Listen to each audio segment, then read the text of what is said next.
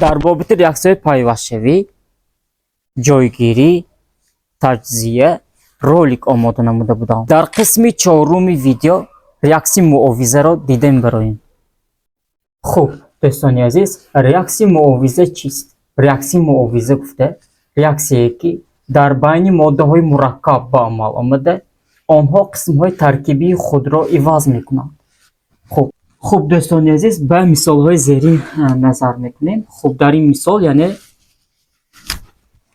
دو ماده های مرکب بر یک صدا وجود داده آنها قسم های ترکیبی خود را عوض میکنند.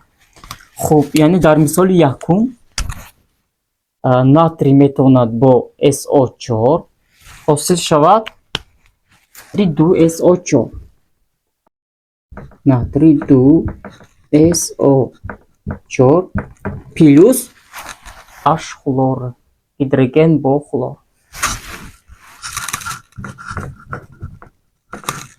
خب دیدید یعنی آنها قسم ترکیبی خود را چکار کردن؟ عوض نمودند. خب در مثال دوم الومینی با PO4 هیدروژن با خلور یعنی حاصل می شود الومینی PO4